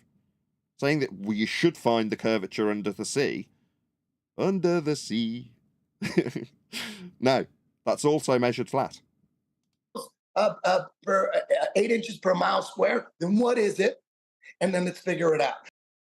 8 inches per mile squared is a oversimplification of the curve maths formula. But the curve maths formula is the assertion we have a geometric horizon below surface level being flat and required in order to derive this curve from. Listen, Is that Sam, 100 leave the miles? gangster slang to me. Say one more time, Neil. I said, listen, Sam, leave the gangster slang to me. There should be some fucking curvature. They're talking, these same fucking people are using boats going over the horizon as proof of curvature. Yeah. That's like 3 miles, dog. That's like 3 or 4 miles. That's not even close. You can't really moan at them. You used it to claim there isn't any. So the reason you're saying that's the sea too far, we're not having boats go over, there should be 6,000 feet of missing mountain, that's the contrapositive to their positive assertion. So if you're going to use it as a debunking, how could you possibly object to them offering it up as the positive claim in the first place? Should it only be us that say we see too far? They say we see Earth curve in the way. I mean, that Earth curve's derived from flat Earth measurements. Still 100 miles. So you're saying, so they believe, they still, but that's the easiest one to debunk. The ships going over the horizon. That is kindergarten shit. Because with the naked eye, you see the ship going over the horizon, you know. I mean, he said the horizon several times now. You can't have a horizon on a globe either. See slope intercept formula. Or if you want to see an explanation in it in videography form, type in something like the slope-a-dope. Does he watch QE? Does he even watch us anymore? I don't know. I assume he watches certain stuff. And it looks like, oh, it's going over the curvature. Okay, so you look at that through a telescope or any kind of zoom lens. It brings it back. How are you going to bring it? How are you going to something going to go around a corner, then you bring it back with the zoom? It's fucking retarded. You can't really argue with that. I mean, it's when you postulate it in the same way as QE's postulated it in the modus tollens format, where you beg the question for them. If Earth curves blocked your view of something, then you can't ever retain the view of it if there's something in the way of it. So therefore, that argument, you know, it could do with a bit of polishing up. It's a very old argument, but it does still stand true. You know, if something's behind a wall, no amount of zoom to bring it back. I heard QE say the other day that it doesn't always work. It's not that bad. It doesn't need to stand up, because this is the bit where I'd agree with what Chocolate and Eli were saying. This is just guys talking now. So, yeah, we'd love to tool you up more, but it's not a point of critique. He's bringing up their arguments now. We were critiquing him for not going front foot forward, but as I've always said, at some point, you're going to start to deal with their arguments, which is why it's nice to get certain things down first, because then you can just make them punch themselves in the face. But when you are doing this is as 2-3 years ago, maybe we were slightly more polished even then. But the point is, we're still dealing in this level of argumentation in this same methodology. So I wouldn't critique this, because as I started with, this is kind of what the general chat is, and that's what this is. This isn't a debate. So this is kind of introducing you, mate, in the pub to it. Sure, but he's still wrong. Not every time that happens. I mean, on most occasions you can do it, but not every single time. All they have to do is bring up one example of it not happening, and then you're screwed. Told you. But that's not really the point, though. The point is that when a glober will express that something has gone beyond the curve, and then you can bring it back, or we're seeing it beyond the curve. Well, sure. Any normal person understands that you can't take a picture of something around the corner, right? Like, that's not a thing that happens in reality. If only someone took that premise and maybe got something that actually demarcated the distance, so we knew exactly how far the horizon was, and then showed with their maths how far the horizon was with respect to something that you couldn't argue about how far it was. If only someone could do that. Yeah, I know. But I understand what you're saying, Chocolate, and I understand what Adam's saying. I'm just dealing with what he just said. Right now, there's many ramifications here downstream, but within the context of the words that just came out of his mouth, that's incorrect. Follow? Yeah, some things do disappear. Some things do get too small to view. Some things go beyond the angular resolution of your camera, and it's beyond the resolution limit of your zoom as well. So yes. Tides, waves. He's talking about on the ocean, right? Or on lakes. Yes. So go ahead, Adam, if you want to get in here. If he was genuinely metaphorically in training, I'd say, look, all you need to appreciate at this point is those maths. Number one, use a flat Earth measurement. That's the first thing that you need to get to grips with. If you do end in the angled angle, okay, fine. At this point, understand that the maths themselves are the only example of Earth curve, are using a flat Earth measurement, and do have values for feet and meters, depending on what you're using, that don't change with distance. There's no perspective in this. There's no reason for anything to disappear but for the fact that there's a claim that Earth curve, when derived from flat Earth measurements, is getting in the way. As long as you understand some basics at this point, that's what I would hope that Eddie would leave with. You can't zoom in on something that went around went over a curve. Yeah. So how do you explain? Then they go, oh, refraction. I go, yo, that's 3 fucking miles. That's 4 miles. You were arguing about 3-4 fucking miles, refraction or whatever. You can't. You're telling me the ship went over the curve. Then you're saying, oh, when you bring it back, oh, refraction. What the fuck is it? Then what is the curvature formula? You tell me the curvature formula. We'll test it on the ocean. The one. So refraction is the simplified version of my clock in the distance. I say I see a clock. Glober says, no, you're not seeing a clock.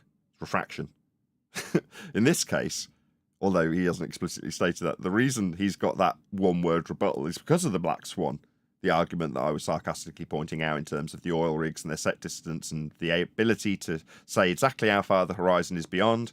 All of those things are in the black swan. Yeah? One we got is 8 inches per mile square. If it's fucking 1 inch per mile square, you still wouldn't be able to see shit 100 miles away. So what are you going to do now?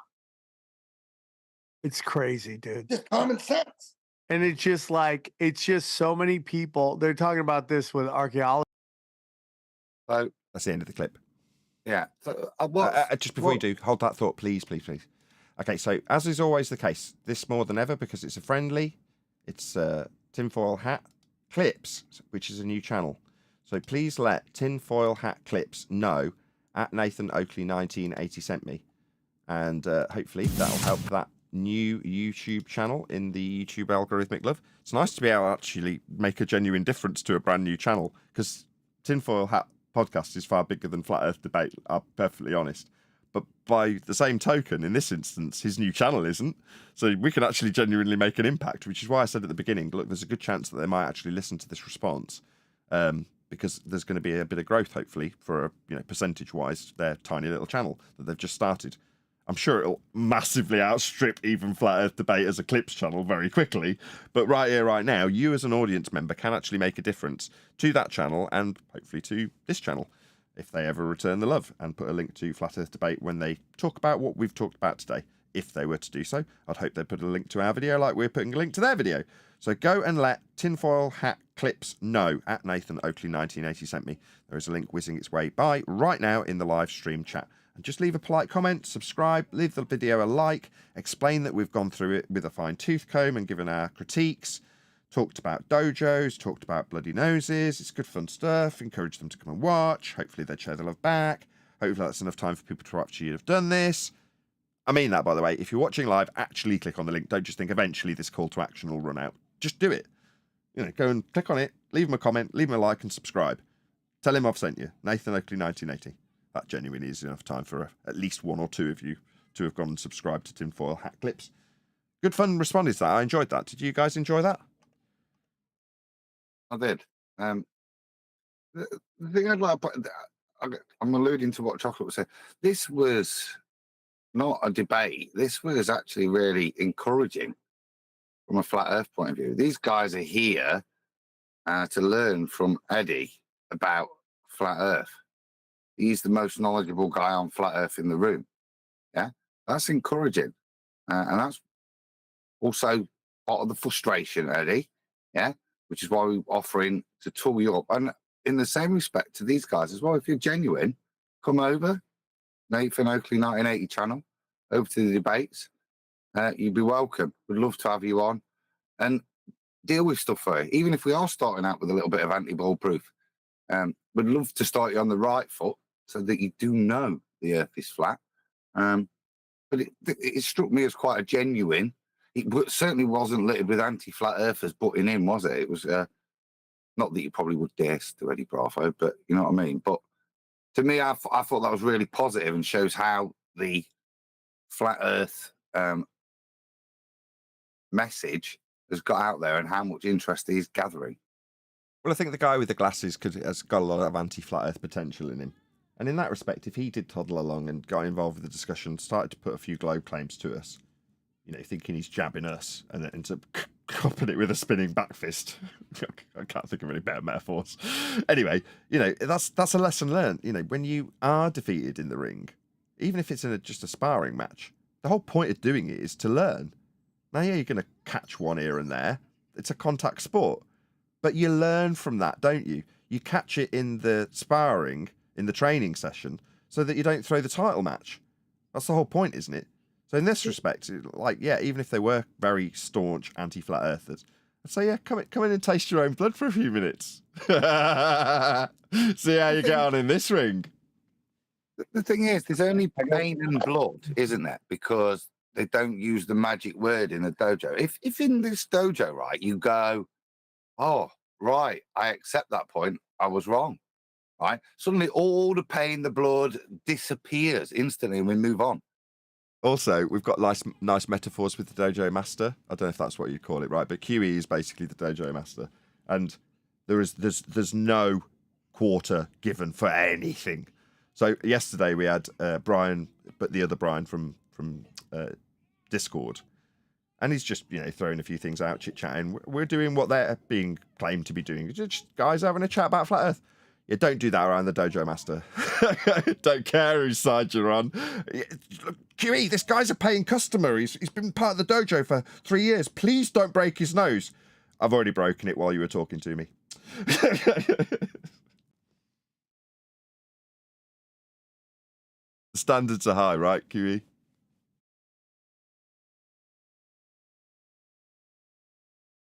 Yes, sir. Well, I'm glad to hear it. I'm glad you're affirming this. It's a very important point. It would be embarrassing if I was talking to an empty microphone. Unfortunately, you're with me 100% of the way.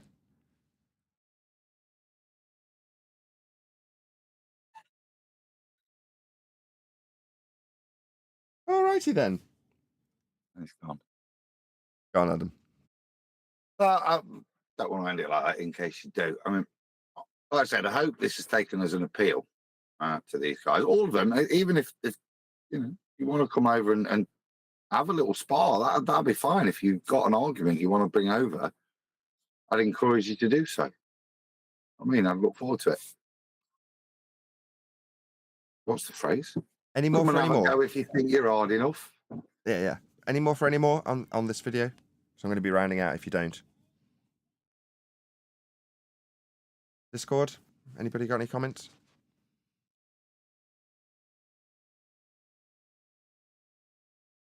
Oh, well, what a disappointment. On that note, though, I'm going to say a huge, massive, enormous thank you to both Discord and Jupiter's panels for making today's live show possible. If you are watching this on either Nathan Oakley 1980 or Nathan Oakley premiering streams, stay tuned, as there will be an after show to follow. Unfortunately, though, as I say, if you are watching this live, this is where we bid you farewell. So, another massive thank you to all of you. Smashed the super chat, liked, commented, shared, subscribed, joined as a Nathan Oakley 1980 channel member, and all that good stuff. Please let Tinfoilhat Clips know at Nathan Oakley 1980 sent me with a polite comment. Subscribe, leave them a like, do all that good YouTube stuff. Hopefully the YouTube algorithm will build them up in the same way we would like to be built up if they were to leave a comment or a call to action for their audience. So please let them know at Nathan Oakley 1980 sent me. Once again, stay tuned if you're watching on an after show. I've been Nathan Oakley, and I will see you all in the next video.